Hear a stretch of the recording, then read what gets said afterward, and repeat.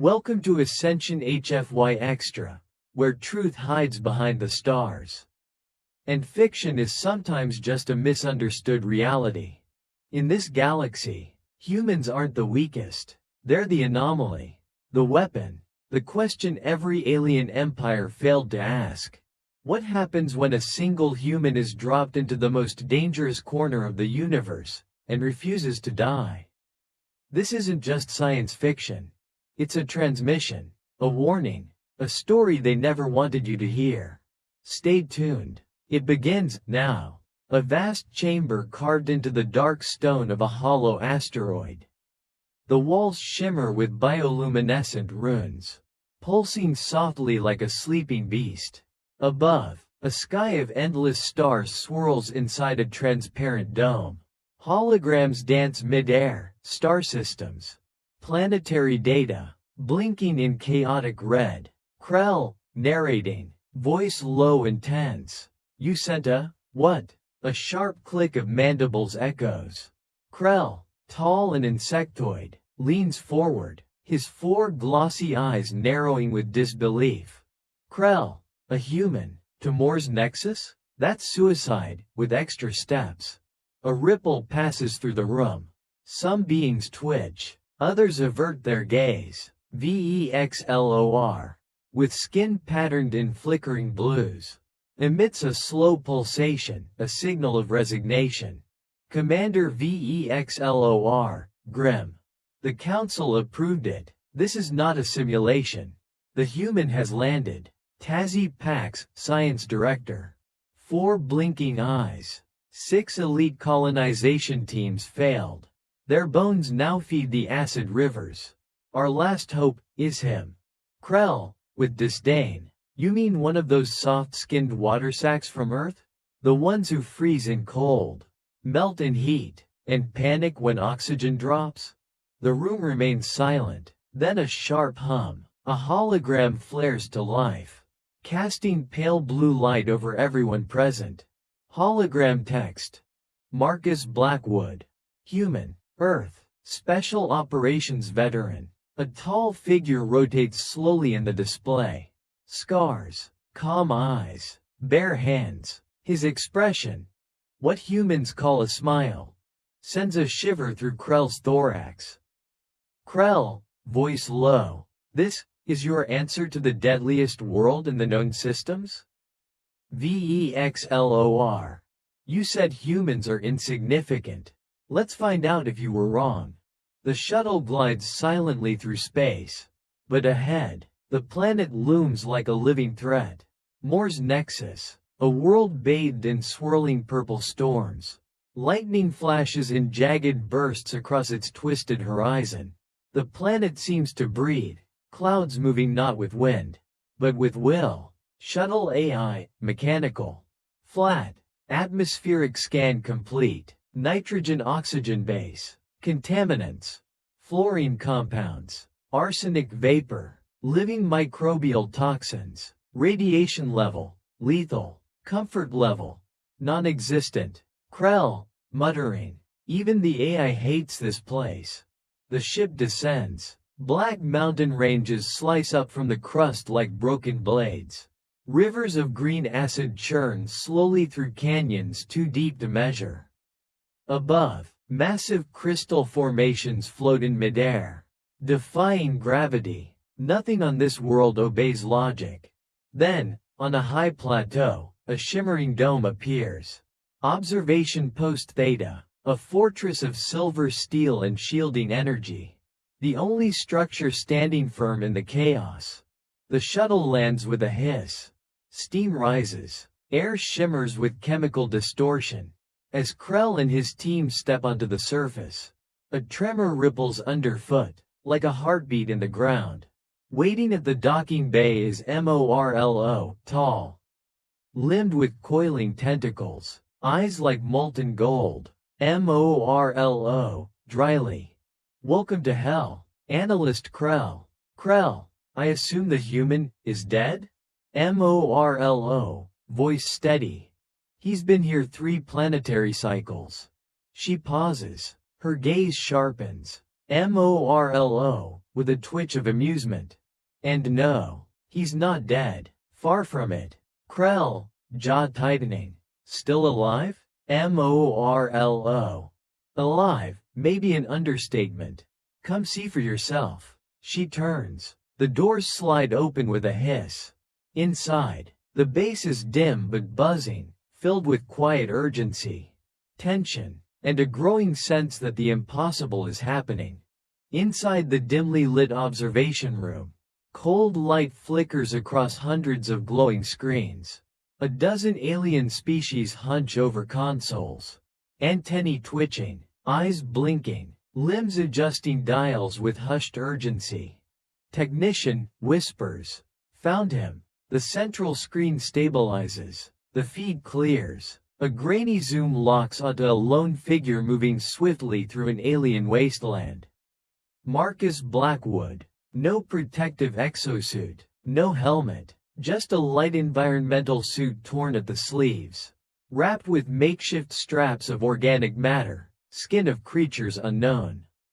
His breath clouds in the cold air. His boots crunch across jagged glass like terrain. Krell, tense. What is he doing? The image pans wider. Behind Marcus, something monstrous follows. A Nexus stalker, over 7 meters tall, armored in obsidian plates that shimmer with acidic residue. Its blade-like limbs carve into the terrain as it moves. Morlo, calmly. He's hunting. Krell, jaw tightening. No, he's being hunted. Morlo, corrects. No, he's leading it. Marcus glances back. No fear. His stride adjusts, luring the beast toward a narrow ravine etched into the black rock. Without pause, he slides down the embankment. The stalker follows, limbs scraping and anchoring to stone. The image jolts as the camera tracks the descent. Then, a sudden flash, a muffled detonation echoes across the canyon. Explosive charges hidden beneath the rocks detonate in sequence. The cliff face collapses in a roaring avalanche of stone and dust. The beast vanishes beneath a mountain of debris. Marcus rolls into a side crevice just before impact. Silence follows. Moments later, dust settling, he climbs out. Slowly, calmly, he walks toward the edge of the rubble. Finds a twitching limb sticking out, obsidian flesh still alive. He unsheathes a blade made from bone and crystal. One swift strike, the limb is severed. He lifts it to the sky. And then, he turns. His eyes find the hidden drone, one of hundreds orbiting overhead. Cloaked in plasma distortion. Krell, quiet. He sees us. Marcus gives a deep, deliberate bow. Footage cycles through dozens of recordings. Marcus by firelight. Marcus beneath storms. Marcus sleeping under jagged overhangs while toxic wind sings through the rocks like ghostly choirs. In one frame, he roasts meat over blue-green flame. In another, he gathers fruit from thorned vines that ooze corrosive sap. He filters water from a bubbling pool that eats through steel and drinks it. Morlo, softly. He's eating the native creatures, adjusting his filters, breathing poison in controlled doses. Footage shows a table of improvised vials and spores. He tests, records, injects himself in tiny quantities. Days pass. The color in his face changes. His eyes glow faintly in infrared. Krell, staring. That's not how biology works. Morlo. It is now. A close-up. Marcus pulling a long spine from the corpse of a floating predator. He uses it as a fishing spear. Moments later, he wades waist deep into a river that registers on scanners as acidity, fatal. He emerges soaked, unharmed, holding fish-like creatures still writhing in his grip. Then, he laughs, alone, the sound muted by wind but unmistakable. A human laugh on a dead planet. Another shot. He draws in the dirt with bone. Equations, chemical diagrams, Patterns of planetary migration. He's learning. Morlo, quietly. He's not just surviving this world, he's studying it. Krell, barely audible. Or, taming it. Static crackles across the observation room. Monitors flicker. Lights dim, and then, his voice. Marcus, calm. Casual. Somehow close. Hey there. Just wanted to say, your drones are clever. I've disabled 3 so far. Privacy matters. Yeah? Gasps ripple through the command floor. Technicians freeze mid-command. One checks the surveillance logs. 3 cloaked units are offline. Marcus's tone shifts. Still light but edged with something deeper, knowing. Marcus. Oh, and your outpost near the acid lakes? I'd suggest moving. You've got 6 hours before the ground opens up. Alarm protocols trigger. Seismic charts flood the screens. Waveforms rising like the planet's own pulse accelerating. Commander. Confirm it. Numbers stabilize. The eruption is real. 37 personnel are evacuated in time. Krell, whispering. How does he know? No one answers. On the screen, Marcus looks up toward the sky, toward them, and winks. He walks alone into the forbidden zone, the crystal forests. Towering shards of translucent stone jut from the earth like frozen lightning. Humming with invisible force, every step forward is a defiance of death. The air here is thick with resonance, psionic frequencies that shake not the skin, but the soul. Marcus stumbles. A thin stream of blood trickles from his ears. He clutches his head, falls to one knee. His breath fogs in slow, spiraling clouds. Hands tremble, muscles seize. The frequency is burrowing through him, disassembling thought. Krell, from afar, breath held. He's dying. But then, Marcus reaches into his pack. A device. Cobbled together from filtration tech and alien circuitry. He presses it against his temple. A soft vibration, a deep chime. The crystals around him dim, then stabilize. He stands, slowly. The bleeding stops. The pain clears. He places a bare hand on a crystal tower. No scream, no collapse, just silence. Marcus, VO, calm. Slow. This planet isn't trying to kill. It's testing. And I just passed. The crystal pulses once, then all around him. Others respond in kind. A luminous ripple fans outward. From orbit, the change is visible. Where once rivers of acid carved jagged veins into the land, now clear water flows, still tinted alien blue. But gentle, reflective. The forest of crystals has shifted. They lean inward, forming natural arches, like gates awaiting travelers. Vines grow where nothing lived before. The air shimmers no longer with death, but with energy, controlled, cooperative. Marcus moves through it like he belongs. Not an invader, not a survivor, a participant. Tazi, watching, stunned. He's not adapting to the planet. Krell, quiet, resigned. He's making the planet adapt to him. The council chambers descend into panic. Whispers of fear bloom into orders. Above Moore's nexus, a silent weapon awakens, a planet cracker beam. Hidden for emergencies, it hums with coiled power. Target locked, coordinates fed. The beam fires, a lance of white gold death. It carves through clouds, through mountains, through the atmosphere. A pillar of godly fury, meant to erase all trace of Marcus Blackwood. The screen whites out. Dust, static, silence. And then, there he is, standing, unburned, unshaken. The beam's path ends in a ring of pulsing crystals. Glowing fiercely now, they had absorbed the full blast. Marcus raises a hand to the sky. Almost gently. Marcus, through open channel. That was rude. A moment of stillness. Then, a pulse. From beneath his feet, light travels. The crystals across the surface ignite in sequence. A counterwave charges upward, a beam of matching energy. Mirrored, redirected, evolved. It strikes the orbital platform. No explosion, just silence as the structure dissolves into stardust. Marcus, voice calm, clear, final. My turn. The screens across every galactic monitoring station flicker in unison.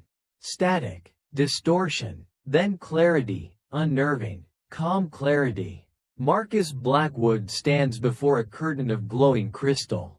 His silhouette backlit by living light. The very air around him seems to pulse, as though the planet itself breathes with him. Marcus, voice deep, measured. You tested me. A pause. The light behind him intensifies. Crystals shimmer, forming shifting symbols that no machine can decode. Marcus, now, it's your turn to be tested. He steps forward, not with aggression, but with quiet authority. One hand rests on a crystal spire, which bends subtly toward his touch, like a living organism responding to its master. This is no longer your planet. Text appears in radiant glyphs, then translates itself across every council interface in burning white light. Moore's Nexus, under new management. No further explanation is given. None is needed. The council delegation descends in silence. Their ship lands not on a scorched battlefield, but in a valley now alive with strange beauty. Alien trees sway without wind. The air smells of ozone and unfamiliar blossoms. Where once acid rivers boiled, now spring water glimmers in crystal pools. Marcus waits at the center, alone, unarmed, surrounded by a garden that did not exist 3 cycles ago. Marcus, steadily. 63 colonization attempts, all failed. Then you said 1 human, and the planet chose me. Council Elder Zimvox steps forward. His voice shakes, though he masks it behind authority. Zimvox, firm. You have no right. Marcus says nothing at first. Then he walks toward a towering crystal monolith. He places his hand against it. The monolith lights up, not just with light, but with sound. A deep tone, felt more than heard, echoes through the soil. Marcus. I listened. The planet didn't want to be ruled. It wanted a partner. The land around them reacts, flowers opening in synchrony. The soil itself warming beneath their boots. The planet is listening. Marcus, clear, unwavering. I offer co-colonization, a true alliance. Or I do it alone. 1 cycle from now, I'll call Earth. And we love new frontiers. The implication is soft-spoken, but unstoppable. Krell watches, no longer a skeptic, no longer a scientist, just a witness. He sees a man, once dismissed as fragile and insignificant, now standing at the center of an entire world's transformation. Marcus turns slightly, as if sensing Krell's stare. Krell, quietly, almost in reverence. What happens now? Marcus doesn't answer right away. He looks up instead, into the alien stars, into the dark between galaxies. Then, softly, with a trace of a smile that means both invitation and warning. Marcus, that depends on whether your council is smart enough to know when it's been outplayed. He takes a breath, not out of fatigue, but as if he's tasting what comes next. Marcus, even softer, to no one and everyone. The galaxy is about to change. He closes his eyes for just a moment, and when he opens them, the crystals around him pulse once more. In perfect rhythm. What if everything you believed about human limits was wrong? What if the universe isn't waiting for us to discover it, but to survive it? You've seen the signs. You've heard the transmissions. Now it's your turn to decide. Is Marcus Blackwood a myth? Or is he the first of many? If this story haunts you, let it. Leave a comment below. Tell us what you think is real before the next wave arrives. Because here at Ascension HFY Extra, the line between story and signal is dangerously thin.